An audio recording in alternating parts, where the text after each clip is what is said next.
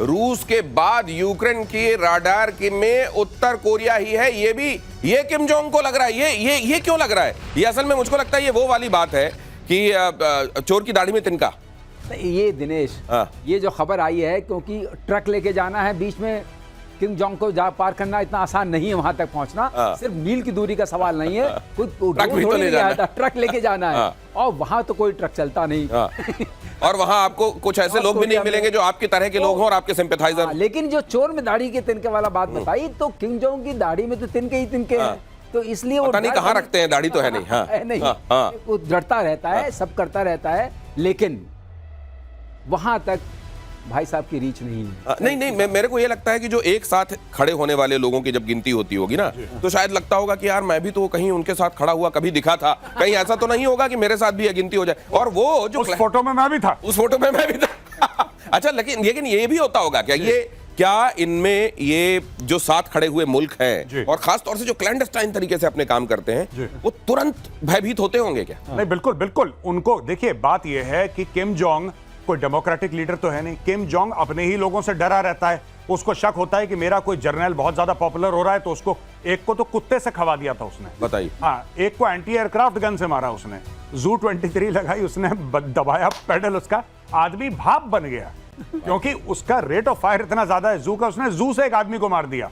तो ये Kim Jong करता। अब अगर किम जोंग के कान में किसी ने बोल दिया कि सर आपने वहां पे जाके पंगा लिया था यूक्रेन में, ज़ेलेंस्की पूछ रहा था, आपका मोबाइल नंबर मांग रहा था, सर वो पूछ रहा था कि भाषा कहाँ है आजकल बताइए, अब उसको धक धक हो रही है। अब वो कह रहा है भाई ये तो मार डालेगा। अगर ये 4000 किलोमीटर, देखिए लॉजिक क्या है, अगर ये 4000 किलोमीटर जा सकता है तो 7000 क्यों नहीं जा सकता? हाँ, सही बात। उसने यही सोचा होगा, इसलिए ये खबरें चल रही हैं। ये चूकी ज़ेलेंस्की कितना खुश हुआ होगा। अगर मैथ्स वाला चूकी, और इसलिए आपने पढ़ा है चूकी हो जा सकता है 4000 किलोमीटर, इसलिए वो जा सकता है किम जोंग के देश तक, ये किसी ने समझा दिया होगा।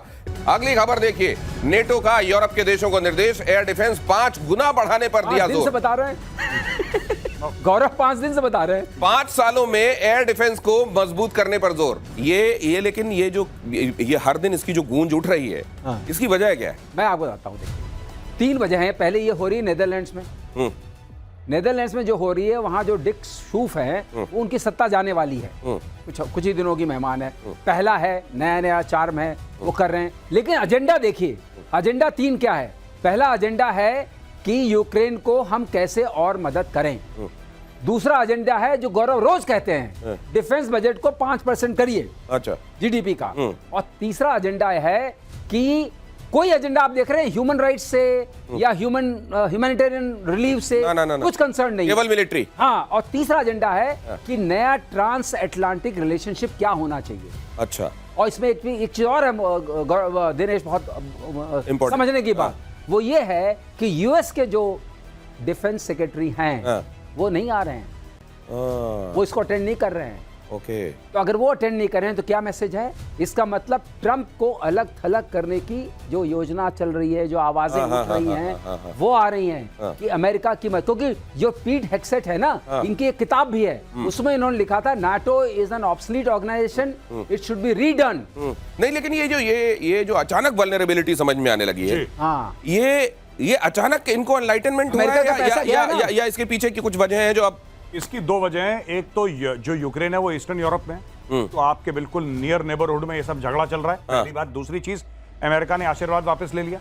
अमेरिका ने बोला कि तुम लोग यूजलेस हो, मैं तुम्हारे लिए पैसा क्यों खर्च करूं, तुम्हारे बैकयार्ड में लड़ाई हो रही है, तुम करो। और तीसरी बात जो मैं कई बार आपके प्रोग्राम में बोल चुका हूं और अपने वीडियोस में भी मैं लगातार बोलता हूं कि भाई ये बहुत अच्छा मौका है। ये जो यूरोपियन देश हैं, अरबों डॉलर इनके पास हैं, ये किससे सामान खरीदेंगे? रूस से डरते हैं, उससे नहीं खरीदेंगे, चाइना से खरीदेंगे नहीं, अमेरिका से रिश्ते खराब हैं। और कौन है दुनिया में जो बना रहा है?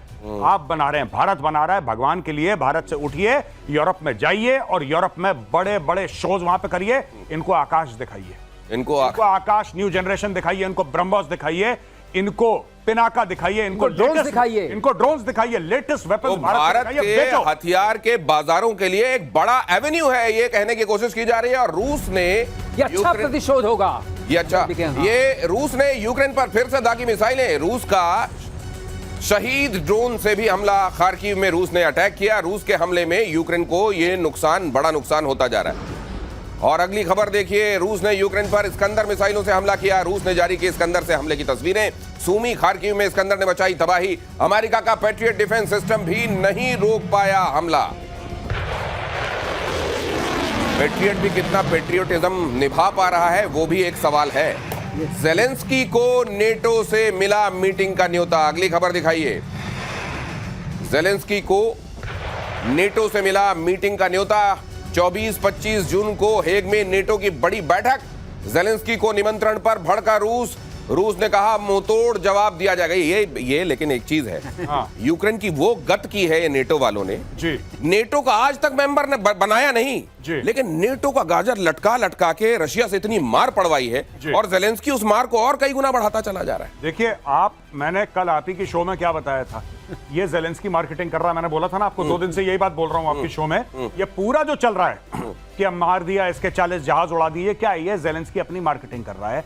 ये लोगों को ये बता रहा है कि देखो नेटो वालों, एक बात सुन लेना, जैसे वो शोले फिल्म में कहता ना गांव वालों, ये कह रहा है नेटो वालों एक बात सुन लेना, अगर मैं 4-4.5 हजार किलोमीटर रूस के अंदर मार कर सकता हूं तो समझ लो मैं कितना कामयाब आदमी हूं, और समझ लो कि तुम्हारे लिए मैं कितना कारगर हूं। इसलिए तुम मुझे, ये पूरी मीटिंग क्यों हो रही है? मीटिंग का फैसला इसीलिए लिया गया क्योंकि आज की तारीख में ज़ेलेंस्की ने बता दिया है कि रूस तुम्हारे लिए खतरा है, लेकिन रूस के साथ लड़ कौन रहा है? लड़ तो मैं रहा हूं। तो तुम्हारा सपोर्ट कहां है? तुम्हारे पैसे कहां हैं? तुम पैसे दो, यही बात नहीं। लेकिन पहले तो इसको लेकर डीली डॉली थे ये तो ट्रंप ने कह दिया था कि नहीं उसको बुलाने की आवश्यकता नहीं है इस मीटिंग में।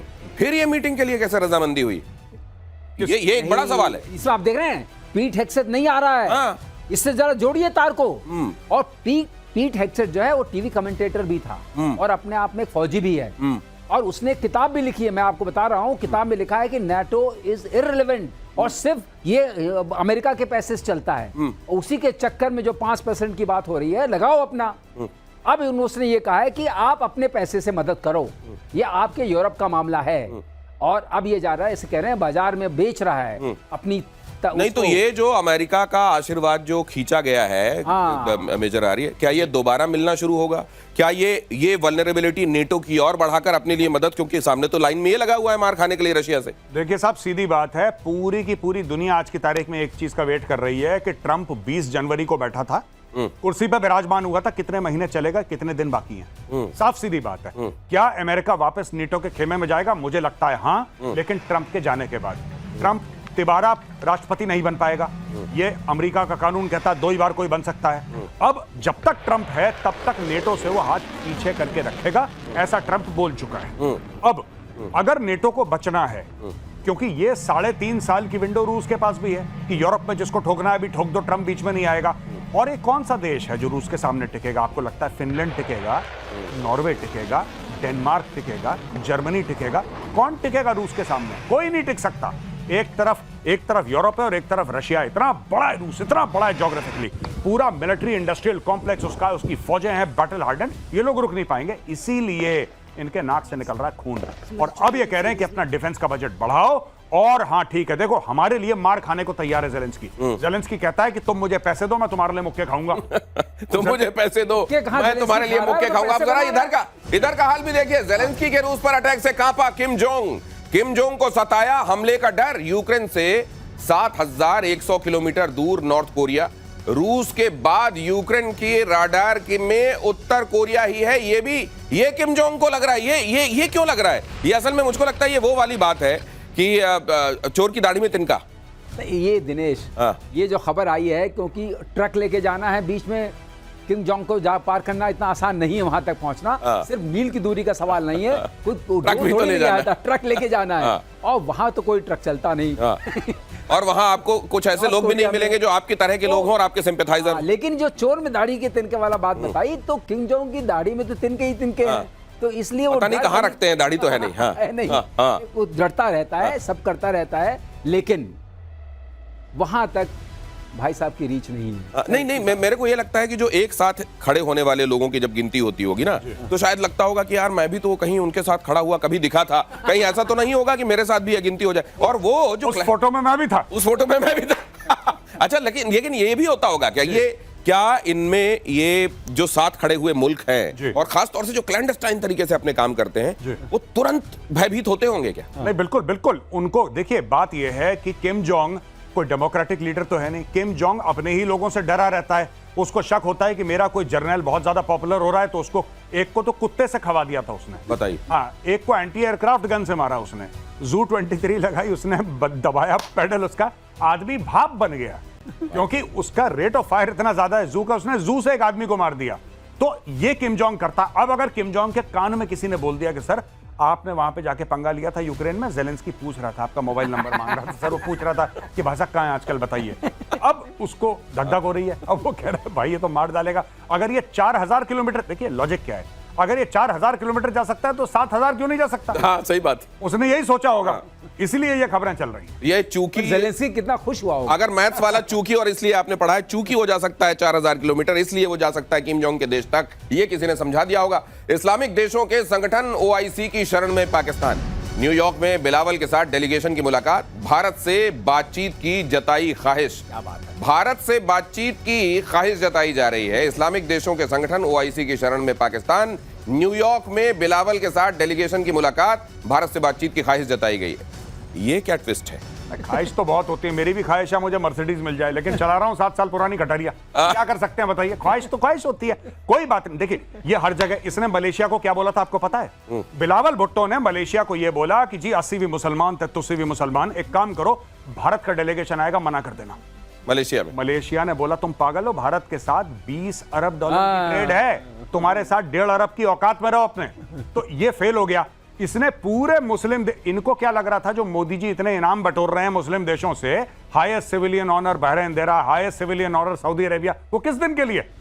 मोदी जी ने फोन लगाया, हेलो हेलो, हाँ ये बिलावल है, बिलावल फोन आएगा, बोल देना इस रूट की सभी लाइनें व्यस्त हैं, कोई इसको एंटरटेन करने की। अब बिलावल की कोई सुन नहीं रहा, वो बिलावल के पास सिर्फ एक ही चूरन बच गया है कि पाकिस्तान मुस्लिम कंट्री है और वो कोई मुस्लिम देश खरीद नहीं रहा। लेकिन वो जो कह रहा था कि तुम पानी रोकोगे तो हम खून बहा देंगे, वो अचानक बातचीत का तमन्ना ही हो गया। देखिए दिनेश, ये बात सही कही कि कितना जबरदस्त मसूद अजहर का हो ना हो, बिलावल का हृदय परिवर्तन हो रहा है। इस बात को मानते हैं कि नहीं? अब सिंदूर का इतना बड़ा इंपैक्ट पड़ा कि जो आदमी खून की बातें कर रहा था वो ख्वाहिश ये कर रहा है कि मिल लो, खून से ख्वाहिश तक, मिल तो खून से ख्वाहिश तक। और अगली खबर देखिए कि दुनिया के सबसे अमीर कारोबारियों में से एक एलॉन मस्क के पिता एरोल मस्क अयोध्या पहुंचे।